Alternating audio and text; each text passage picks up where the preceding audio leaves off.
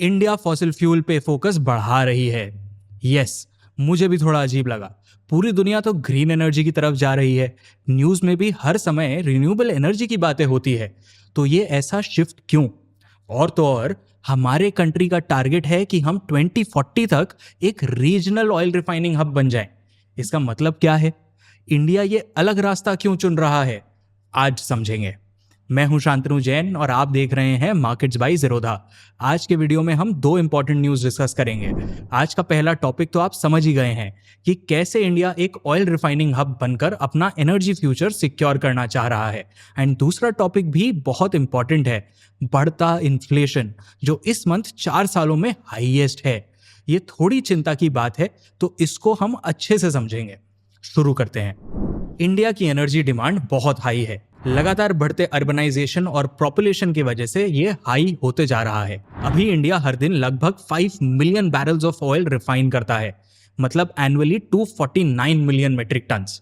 लेकिन ये हमारी एनर्जी नीड्स के लिए काफ़ी नहीं है। हमारा टारगेट है कि हम हर साल 450 million metric tons oil refine करें। इस एम्बिशियस गोल को अचीव करने में कुछ बड़े स्टेट ओन्ड कंपनीज आगे आए हैं, जैसे Bharat petroleum, Indian oil corporation and Hindustan petroleum. ये सब अपनी रिफाइनिंग कैपेसिटी इंक्रीज कर रहे हैं। एक एक करके देखते हैं कि ये सारी कंपनीज क्या कर रही हैं। बीपीसीएल नेक्स्ट 5 to 7 ईयर्स में महाराष्ट्र और केरला में एक्सपैंड करना चाह रही है। और सिर्फ क्रूड ऑयल नहीं, ये और भी पेट्रोकेमिकल्स में कैपेसिटी बढ़ाने का ट्राई कर रहे हैं। पेट्रोकेमिकल्स ऑटोमोबाइल, कंस्ट्रक्शन और कंज्यूमर गुड्स जैसे इंडस्ट्री के लिए बहुत जरूरी है। नेक्स्ट कंपनी देखते हैं, इंडियन ऑयल।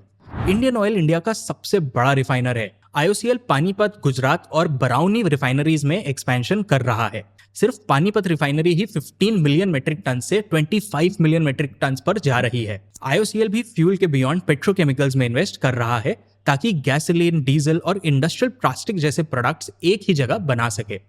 नेक्स्ट कंपनी है हिंदुस्तान पेट्रोलियम या एचपीसीएल। एचपीसीएल ने डीजल सेल्फ सफिशिएंसी पर फोकस किया है और बाड़मेर, मुंबई और विशाखापट्टनम में एक्सपैंड कर रहा है। 2025 तक एचपीसीएल में डीजल डिमांड को लोकल प्रोडक्शन से पूरा करने का एम रखा है, ताकि आउटसाइड सप्लायर्स पे रिलायंस हमारा कम हो सके और इंडिया का एनर्जी नेटवर्क और रेजिलिएंट बन सके। लेकिन अब सवाल ये है कि इतना बड़ा एक्सपेंशन क्यों हो रहा है, वो भी इतने स्ट्रेटेजिक वे में? दो मेन रीजंस हैं, इंडिया का रैपिड अर्बनाइजेशन और industrial growth. International energy agency के मुताबिक 2030 तक इंडिया से ही सबसे ज्यादा ऑयल का डिमांड आएगा। इंडिया में demand 1.2 million barrels per day तक बढ़ सकता है, जो ग्लोबल ऑयल डिमांड ग्रोथ का 1/3 है। मतलब 33% of the incremental demand can come from just India. और सिर्फ व्हीकल्स के फ्यूल का डिमांड नहीं, पेट्रोकेमिकल्स जैसे नैप्था और एलपीजी की डिमांड भी बढ़ रही है, जो प्लास्टिक से लेकर इंडस्ट्रियल केमिकल्स तक यूज होती है। और ना हमें एक और इंटरेस्टिंग बात समझ में आई कि इंडिया के जो स्टेट ओन्ड कंपनीज हैं वो तो फॉसिल फ्यूल्स पर फोकस कर रहे हैं, लेकिन कुछ कंपनीज हैं जो रिन्यूएबल्स में चुपचाप एंट्री ले रहे हैं और फिर उसमें कुछ बड़ा करने का सोच रहे हैं। रिलायंस इंडस्ट्री, जो इंडिया का एक बड़ा प्लेयर है ऑयल के स्पेस में, बायोगैस में अब इन्वेस्ट कर रहा है। रिलायंस ने अपने 65,000 करोड़ रुपीस इन्वेस्ट करके 500 कंप्रेस्ड बायोगैस या सीबीजी प्लांट्स बनाने का प्लान किया है।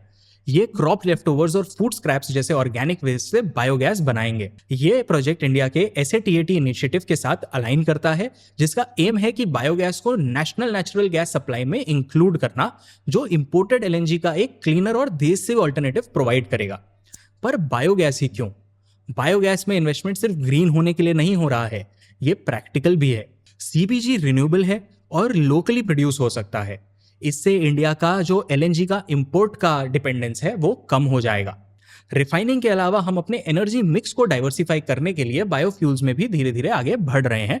इंडियन गवर्नमेंट ने भी बहुत एम्बिशियस टारगेट्स लिए हैं बायोफ्यूल के लिए, जैसे गैसोलीन में 25-26 तक 20% इथेनॉल ब्लेंड करना और 2030 तक डीजल में 5% बायोडीजल मिक्स करना। इथेनॉल और बायोडीजल जो क्रॉप से बनते हैं, एनवायरनमेंट के लिए कम हार्मफुल हैं, रिन्यूएबल ऑल्टरनेटिव्स हैं। रिलायंस के सीबीजी इन्वेस्टमेंट्स भी इसमें हेल्प करेंगे और SATAT का एम है कि एक गैस बेस्ड इकोनॉमी बनाई जाए जो इंपोर्ट डिपेंडेंस को कम करे। इंडिया एक और बहुत इंटरेस्टिंग चीज कर रहा है। अभी हम 87% ऑयल अपना इंपोर्ट करते हैं, पर अब हम डोमेस्टिक एक्सप्लोरेशन को भी इनकरेज कर रहे हैं। हमारे कंट्री में 26 सेडिमेंट्री बेसिन्स हैं, पर अब तक सिर्फ 10% एरिया ही एक्टिवली एक्सप्लोर किया गया है। अभी हाल ही में हमने 1 million square kilometre area oil exploration के लिए खोला है। हमारे पेट्रोलियम मिनिस्टर हरदीप सिंह पुरी ने इस एफर्ट के लिए भी बहुत एम्बिशियस टारगेट सेट किए हैं। लगभग 22 billion barrels of untapped oil unlock करने का प्लान है। लोकल और फॉरेन कंपनीज को भी अट्रैक्ट करने के लिए गवर्नमेंट ने कुछ इंसेंटिव्स, सिंपल रेगुलेशंस और टैक्स रिलेटेड मेजर्स भी निकाले हैं। इंडिया की एनर्जी स्ट्रैटेजी काफी कॉन्ट्राडिक्टरी लग सकती है, पर आई थिंक ये केयरफुली बैलेंस्ड है। एक तरफ फॉसिल फ्यूल्स पर स्ट्रॉन्ग कमिटमेंट है। बीपीसीएल, आईओसीएल और एचपीसीएल बड़े रिफाइनरी एक्सपेंशन कर रहे हैं ताकि इमीडिएट डिमांड को मीट किया जा सके, फ्यूल इंपोर्ट्स को कम किया जा सके और की इंडस्ट्रीज को सपोर्ट किया जा सके। दूसरी तरफ इंडिया के रिन्यूएबल इन्वेस्टमेंट्स भी धीरे धीरे बढ़ रहे हैं। सीबीजी और इथेनॉल ब्लेंडेड फ्यूल्स जैसे बायोफ्यूल्स एक ऑल्टरनेटिव हैं। ये फॉसिल फ्यूल्स को तुरंत रिप्लेस तो नहीं करेंगे, पर ये हमारे एनर्जी मिक्स में डाइवर्सिफिकेशन लाएंगे। इसका सबसे अच्छा इंपैक्ट ये होगा कि हम ग्लोबल ऑयल प्राइसेस स्विंग्स और सप्लाई रिस्क दोनों से बचेंगे। इंडिया फॉसिल फ्यूल्स में हेविली इन्वेस्टेड डेफिनेटली है, बट हम अपने क्लाइमेट टारगेट्स के लिए भी उतने ही कमिटेड हैं। हमारा एम है कि हम 2070 तक net zero carbon emissions achieve कर लें और हम 2030 तक 500 गीगावाट्स रिन्यूएबल एनर्जी जनरेट करने लगे। एंड हम अपने नियर टर्म नीड्स और लॉन्ग टर्म नीड्स दोनों को बैलेंस कर रहे हैं। Near term needs refinery expansion से पूरी हो रही है और लॉन्ग टर्म नीड्स बायोफ्यूल में इन्वेस्टमेंट से। आज हम भले ही फॉसिल फ्यूल हैवी हों, बट धीरे धीरे हम डाइवर्सिफाई कर रहे हैं। इसी नोट पे चलते हैं हम आज के दूसरे स्टोरी की तरफ। आपने कल देखा ही होगा कि स्विगी का स्टॉक हाई पर लिस्ट हो गया है। कल स्विगी का स्टॉक ही हाई पर नहीं था। मोस्ट न्यूज़पेपर्स में हेडलाइन यही थी कि फूड इन्फ्लेशन भी अब बहुत हाई है। इंडिया में ओवरऑल इन्फ्लेशन बढ़ रहा है। कंज्यूमर प्राइस इंडेक्स यानी सीपीआई इन्फ्लेशन 6.2% तक पहुंच गया है अक्टूबर में। ये इस साल का हाईएस्ट लेवल है।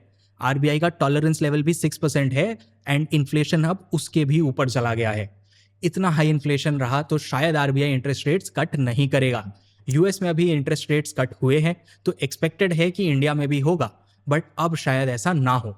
अब देखो, कार वगैरह का प्राइस थोड़ा बढ़ भी गया तो बहुत पॉपुलेशन इंपैक्ट नहीं होता है, लेकिन फूड प्राइसेस 10.8% तक बढ़े हैं। ये बहुत ज़्यादा प्रॉब्लम्स क्रिएट करता है ग्राउंड लेवल पे, एंड ये पिछले 4 सालों में सबसे ज़्यादा है। एंड ये बस कुछ प्रीमियम आइटम्स तक लिमिटेड नहीं है, एसेंशियल आइटम्स भी महंगे हो गए हैं। वेजिटेबल प्राइसेस सबसे ज़्यादा बढ़ रहे हैं, 42.2% से बढ़े हैं। टमाटर, प्याज और आलू जैसे स्टेपल आइटम्स भी महंगे हो रहे हैं। रीज़न है कि बिन मौसम बरसात और नॉर्मल से लंबे मॉनसून्स चले हैं। अगर हम वेजिटेबल्स को सीपीआई बास्केट से निकाल दें तो भी इन्फ्लेशन 3.6% के आसपास है। मतलब वेजिटेबल प्राइसेस का ओवरऑल नंबर भी काफ़ी बड़ा है। एडिबल ऑयल प्राइसेस भी 9.5% बढ़े हैं। ये पिछले 2 सालों में सबसे ज्यादा है। ये मेजर ऑयल प्रोड्यूसिंग कंट्रीज में वेदर के वजह से हो रहा है। इंडिया अपने एडिबल ऑयल्स का बड़ा हिस्सा इंपोर्ट करता है, तो ये ग्लोबल इंक्रीज सीधा लोकल प्राइसेस पर असर डालता है। ऊपर से सितंबर में गवर्नमेंट ने कुछ ऑयल पर इंपोर्ट ड्यूटीज भी बढ़ाई थी ताकि डोमेस्टिक फार्मर्स को सपोर्ट मिले, लेकिन इससे प्रेशर और बढ़ गया है शायद। फ्रूट प्राइसेस भी 8.4% और सीरियल्स 6.9% से बढ़े हैं। रीजन है इंक्रीजिंग डिमांड और सप्लाई चेन में इश्यूज। लेकिन कुछ चीजों के प्राइसेस कम भी हुए हैं, जैसे स्पाइसेस में 7% का प्राइस डिक्रीज देखा गया है। ये एक रेयर केस है। खाने के अलावा कुछ एसेंशियल सर्विसेज का भी कॉस्ट बढ़ा है, जैसे पर्सनल केयर। इसमें अक्टूबर में प्राइसेस 11% तक जंप हुए। अब हो सकता है ये सेकेंडरी लगे, लेकिन ये service cost house hold budgets पे एक्स्ट्रा प्रेशर डालती है। बिजनेसेस के लिए भी एक्सपेंसेस जैसे रेंट और वेजेस दोनों बढ़ जाते हैं। कोर इन्फ्लेशन, जो inflation minus food and fuel होता है, वो भी बढ़ा है। अक्टूबर में कोर इन्फ्लेशन 3.7% हो गया। सितंबर में भी ये 3.5% के आसपास ही था। ये अभी 4% से तो नीचे है, लेकिन फिर भी ये दिखाता है कि इन्फ्लेशन धीरे धीरे फूड और एनर्जी के अलावा भी एरियाज में आ रहे हैं। एंड इन्फ्लेशन के लिए इंडिया के लोकल इश्यूज ही नहीं, कुछ इंटरनेशनल फैक्टर्स भी रिस्पॉन्सिबल हैं। एक बड़ा फैक्टर है राइजिंग यूएसडी इंडेक्स, जो अब 106 पर है। इसका मतलब है कि यूएस डॉलर अब major currencies including Indian rupee के अगेंस्ट और स्ट्रांग हो गया है। एंड स्ट्रॉन्गर डॉलर का मतलब होता है कि इंपोर्ट्स महंगा हो जाएगा, जैसे कि ऑयल का अभी इंपोर्ट्स महंगा हो सकता है। इंडिया में ये इंपोर्टेड इन्फ्लेशन डोमेस्टिक प्राइसेस को बढ़ाता है और आरबीआई का काम और मुश्किल कर देता है। अब उम्मीद तो देखो देश के किसानों से है। रबी क्रॉप का हार्वेस्ट इस सीजन का आ रहा है, जो एक पॉजिटिव फैक्टर बन सकता है। अगर सप्लाई चेन स्मूथली ऑपरेट करे तो फूड प्राइसेस नीचे आने के चांसेस स्ट्रॉन्ग है। अब चलते हैं लास्ट सेगमेंट की तरफ, जो है टिडबिट्स। नंबर 1, एफएसएसएआई कुछ न्यू रूल्स लाया है जो ई कॉमर्स कंपनीज के क्वालिटी कंट्रोल को इम्पैक्ट करेगा। एफएसएसएआई एक स्टैट्यूटरी बॉडी है जो फूड सिक्योरिटी एंड सेफ्टी पर रूल्स निकालती है। रूल ये है कि जो खाना ई कॉमर्स प्लेटफॉर्म से डिलीवर होता है उनकी मिनिमम 30% शेल्फ लाइफ बाकी होनी चाहिए। ई कॉमर्स प्लेयर्स को अपने सिस्टम्स को अपडेट करना होगा ताकि वो इस रूल को फॉलो कर सके। कंज्यूमर्स को अश्योरेंस रहेगा कि उनको बिल्कुल ही पुराना माल नहीं मिल रहा है। नंबर 2, नज़ारा टेक्नोलॉजीज एक लिस्टेड गेमिंग कंपनी है और उन्होंने जी कॉमर्स लॉन्च किया है। मतलब अब गेमिंग में भी ई कॉमर्स आ गया है। लोग गेम्स खेलते खेलते बहुत इन गेम परचेजेस करते हैं। ये उसी के अराउंड आया है ताकि गेम डेवलपर्स के लिए रेवेन्यू बूस्ट मिल सके। टिडबिट नंबर 3, सैमसंग का स्टॉक गिरते गिरते अपने 4 ईयर लो पे आ गया है। सैमसंग ऐसे भी एआई की मार्केट बूम के रेस में पीछे ही लग रहा था। जहां एनवीडिया जैसे स्टॉक्स ने मल्टी बैगर रिटर्न्स दिए हैं, वहीं सैमसंग का परफॉर्मेंस बिल्कुल ठंडा रहा है। ऊपर से इन पे यूएस टैरिफ्स भी लगने का अब टेंशन है। सो एआई में एनवीडिया से बैटल, मोबाइल फोन में एप्पल से बैटल, ये सब एक interesting US versus South Korea piece बनता हुआ दिखा रहा है। आपको क्या लगता है? आप जरूर बताना कमेंट्स में, और आप और भी बताना कि आपने और क्या न्यूज़ फॉलो किया और क्या इंटरेस्टिंग न्यूज़ था जो हम कवर कर सकते थे। आप अगर वो हमारे साथ शेयर करेंगे तो हमें पता होगा कि आप किस तरह के न्यूज़ कंज्यूम कर रहे हैं। अगर आप बिल्कुल भी न्यूज़ कंज्यूम नहीं कर रहे हैं तो हम तो आपके लिए हैं ही। हम आपके लिए सारे चैनल्स पे, अलग अलग प्लेटफॉर्म्स पे बहुत सारा न्यूज़, बहुत सारा एनालिसिस, बहुत सारा रिसर्च एवरी डे शेयर कर रहे हैं। सबका लिंक डिस्क्रिप्शन में डाल दिया है। आज के लिए दोस्तों इतना ही। मैं हूं शांतनु जैन और आप देख रहे थे मार्केट्स बाय ज़ेरोधा। अगर सब्सक्राइब अभी तक नहीं किया है तो कर लेना, और कुछ भी फीडबैक हो तो कमेंट्स में ज़रूर दे देना।